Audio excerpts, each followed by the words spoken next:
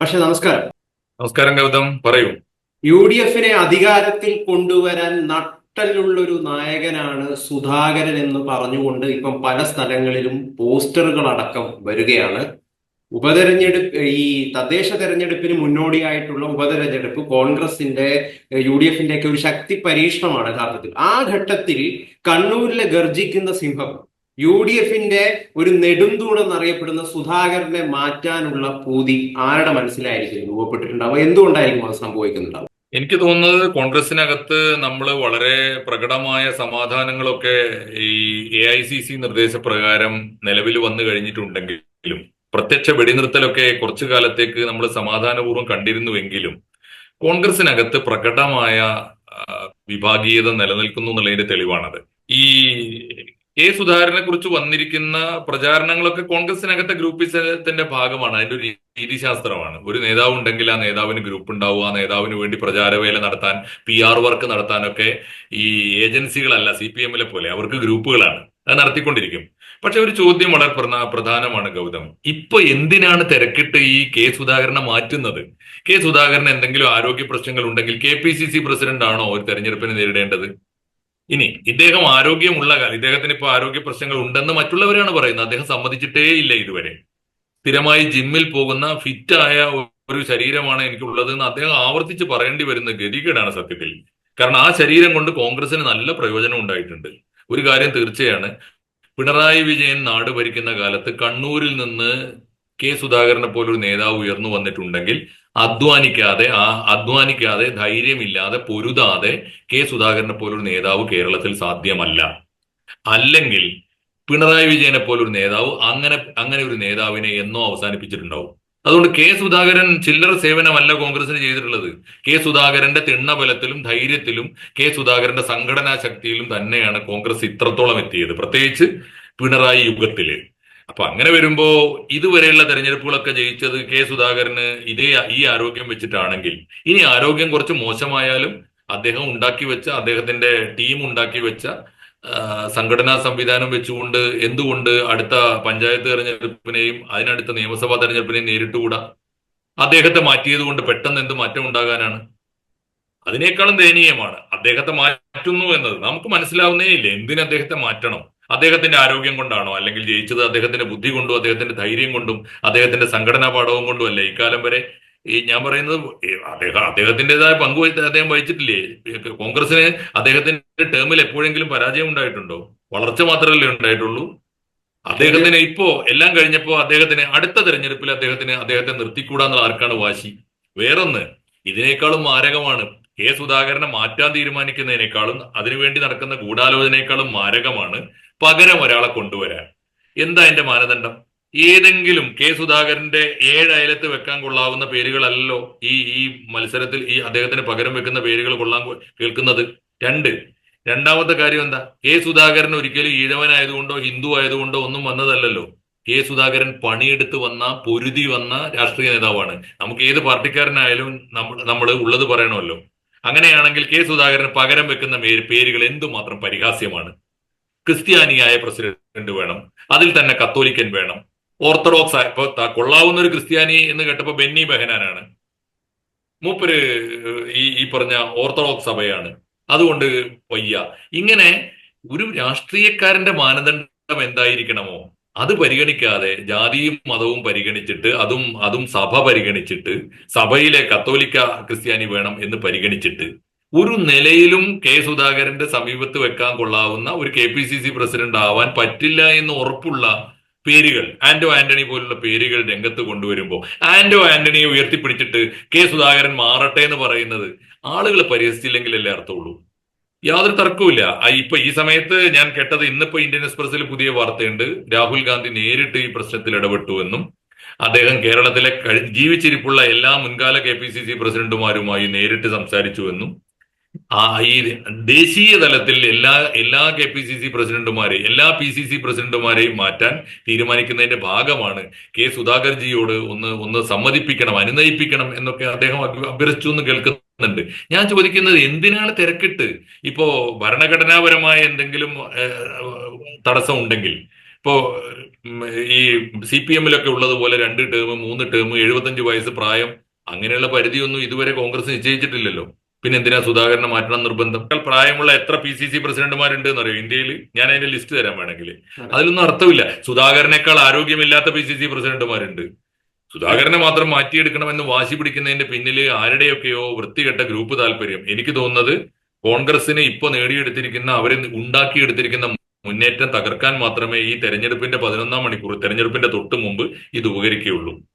വളരെ കഴിഞ്ഞ ദിവസം കോൺഗ്രസിന്റെ തിളയ്ക്കുന്ന യുവ ചോരയായിട്ടുള്ള രാഹുൽ മാങ്കൂട്ടത്തില് ശക്തമായി ഇതിനെ വിമർശിക്കുകയൊക്കെ ചെയ്തിട്ടുണ്ടായി. അതായത് യുവാക്കൾ പോലും കാണിക്കുന്ന അച്ചടക്കം ഇവിടുത്തെ പല പ്രായമേറിയ നേതാക്കളും കാണിക്കുന്നില്ല. വരുന്നത് ഒരു LKG ക്ലാസ് ലീഡർ തെരഞ്ഞെടുപ്പല്ല, ഒരു തദ്ദേശ തെരഞ്ഞെടുപ്പും ഉപതെരഞ്ഞെടുപ്പൊക്കെയാണ് വരാൻ വേണ്ടി പോകുന്നത്. അപ്പൊ അതിനനുസരിച്ച് പ്രതികരിക്കണം എന്നാണ് രാഹുൽ മാങ്കൂട്ടത്തില് പറഞ്ഞിരിക്കുന്നത്.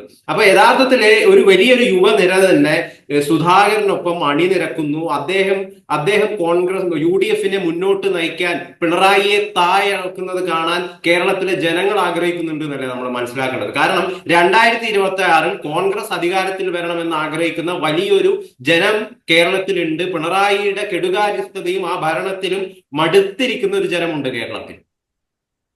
തീർച്ചയായിട്ടും ഈ രാഹുൽ മാങ്കൂട്ടത്തിന് അത് പറയാൻ അർഹതയുണ്ട്. അതിന്റെ കാരണം സുധാകരന് വേണ്ടി ഒരു പക്ഷേ കേരളത്തിലെ കോൺഗ്രസിലെ ഒരു യുവനിര തന്നെ നിര തന്നെ രംഗത്ത് വന്നാൽ പോലും അത്ഭുതപ്പെടാനില്ല. എന്തുകൊണ്ടാണെന്ന് ഗൗതം ഓർത്തിട്ടുണ്ടോ?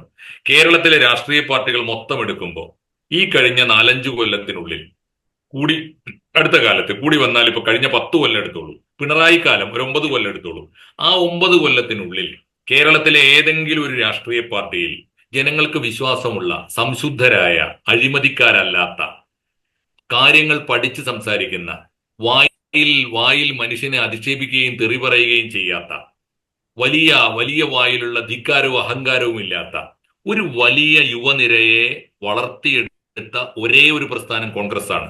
ആർക്കെങ്കിലും നിഷേധിക്കാൻ പറ്റുമോ? CPM-ൽ ഒരു മനുഷ്യനെ മരുന്നിനെടുക്കാൻ ഒരു ചെറുപ്പക്കാരനില്ല. BJP-യിലില്ല. എവിടെയുള്ളത്? കോൺഗ്രസിൽ മാത്രമാണ്. അവർക്ക് വളർന്നു വരാനുള്ള സാഹചര്യം ഉണ്ടാക്കിയ നേതാവിന്റെ പേര് സുധാകരൻ എന്നല്ലെങ്കിൽ പിന്നെന്താണ്? അതുകൊണ്ട് രാഹുൽ മാങ്കൂട്ടത്തിൽ പൊട്ടിത്തെറിച്ചതിൽ ന്യായമുണ്ട്. അത് സുധാകരന് വേണ്ടിയാണെങ്കിലും അല്ലെങ്കിലും. പിന്നെ സുധാകരൻ പ്രതികരിക്കുന്ന രീതി, സുധാകരൻ അതിനിടയ്ക്ക് ഏഷ്യാനെറ്റിന് ഇന്റർവ്യൂ കൊടുക്കുന്നു, പ്രതികരിക്കുന്നു, ഞാൻ മാറുകയില്ല എന്ന് പറയുന്നു, എന്നെ മാറ്റാൻ ലോബിയിങ് നടക്കുന്നു എന്നൊക്കെ പറയുന്നു. അത് ശരിയാണ്.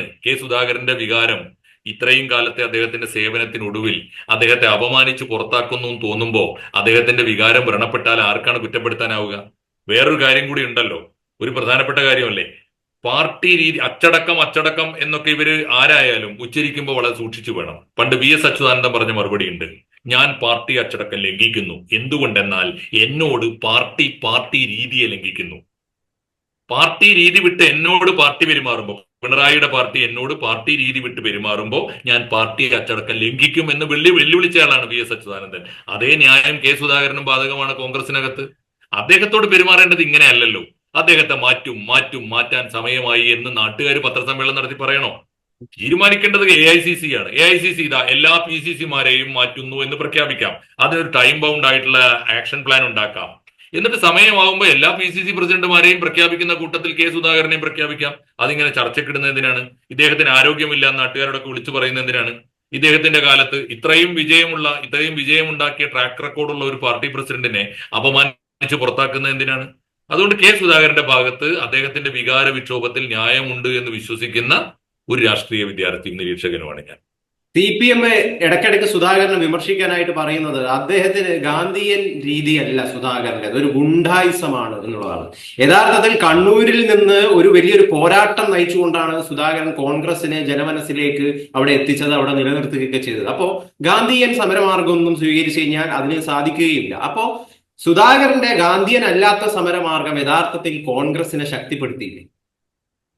തീർച്ചയായിട്ടും അത് CPM-ന്റെ ഒരു വ്യാമോഹം അല്ലെങ്കിൽ ഒരു നഷ്ട സ്വപ്നം പറയുന്നതാണ്. കാരണം ഈ പച്ചവെള്ളം ചവച്ച് കുടിക്കുന്ന ഏതെങ്കിലും സാധു ഗാന്ധിയന്മാരാണ് പഴയ ഗാന്ധിയന്മാർ. ഗാന്ധിയൻ മുറ അതൊന്നും അല്ല കേട്ടോ.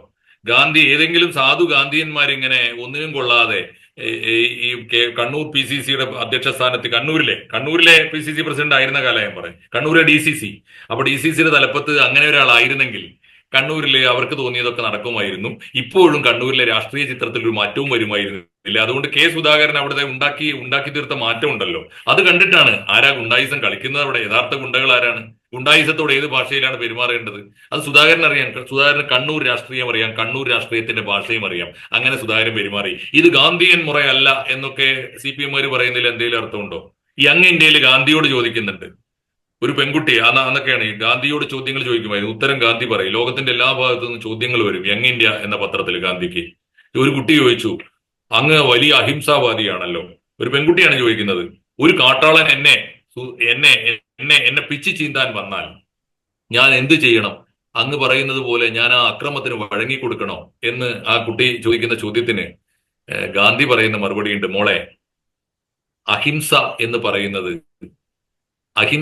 പറയുന്നത് പ്രതികരണശേഷിയില്ലാത്ത ഒരു ചത്ത ജീവിയുടെ പേരല്ല. അഹിംസ എന്ന് പറയുന്നത് നിന്നെ ആക്രമിക്കാനും നിന്നെ പിച്ചു ചീന്താനും വരുന്ന കാട്ടാളനോട് ഏറ്റവും ചുരുങ്ങിയത് നിന്റെ ദുർബലമായ 2 ആയുധങ്ങൾ ഉണ്ടല്ലോ, നിന്റെ പല്ലും നഖവും, അതുപയോഗിച്ച് അവനെ കടിച്ചു കീറണം എന്നാണ്. അത് പറഞ്ഞയാളാ മഹാത്മാഗാന്ധിയെ ഇവരിങ്ങനെ ദുർവ്യാഖ്യാനം ചെയ്തിട്ട് ഇവർ കാണിക്കുന്ന അക്രമവും പേക്കൂത്തും ഒക്കെ സഹിച്ചു കൊടുക്കണം എന്നല്ല അഹിംസയുടെ അർത്ഥം.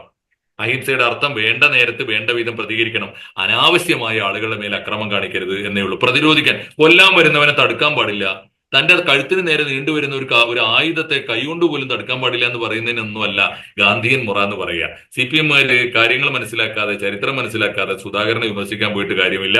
അവർക്ക് ഉണ്ടാക്കേണ്ട പരിക്ക്, കണ്ണൂർ രാഷ്ട്രീയത്തിൽ ഉണ്ടാക്കേണ്ട പരിക്ക്, ഒരു കോൺഗ്രസ് നേതാവ് എന്ന നിലയിൽ ചരിത്രത്തിൽ ആർക്കും പറ്റാത്ത വിധം, ഇനി ഒരാൾക്കും സാധിക്കാത്ത വിധം സുധാകരൻ സാധിച്ചു കഴിഞ്ഞിരിക്കുന്നു. സുധാകരനെ കോൺഗ്രസുകാർക്ക് വേണോ വേണ്ടേ, എപ്പോ മാറ്റണം എന്നൊക്കെ അവർ തീരുമാനിച്ചുകൊള്ളട്ടെ. പക്ഷെ സുധാകരനെ ചരിത്രത്തിൽ നിന്ന് വെട്ടിമാറ്റാൻ ഒരു AICCക്കും സാധ്യമല്ല, കേരളത്തിലെ ഒരു ഗ്രൂപ്പിനും സാധ്യമല്ല. തീർച്ചയായിട്ടും. അപ്പൊ ഈ ചർച്ചയായിട്ട് സഹകരിച്ചതിന് വളരെയധികം നന്ദി സാർ. ഈ KPCC നേതൃമാറ്റത്തിൽ സുധാകരന്റെ മാറ്റത്തിലൊന്നും യഥാർത്ഥത്തിൽ കോൺഗ്രസിനെ ഇഷ്ടപ്പെടുന്ന 2026 കോൺഗ്രസ് അധികാരത്തിൽ വരണമെന്ന് ആഗ്രഹിക്കുന്ന ആർക്കും താല്പര്യമില്ല എന്നാണ് സോഷ്യൽ മീഡിയയിലൂടെ കടന്നു ചെന്ന് കഴിഞ്ഞാൽ ആളുകളുടെ അഭിപ്രായങ്ങൾ നമ്മൾ നിരീക്ഷിക്കുകയാണെങ്കിൽ മനസ്സിലാക്കാൻ വേണ്ടിയിട്ട് സാധിക്കുന്നത്. ഇപ്പൊ എന്തായാലും ഈ ചർച്ചയായിട്ട് സഹകരിച്ചതിന് ഒരുപാട് നന്ദി. നന്ദി ഗൗതം, താങ്ക് യു.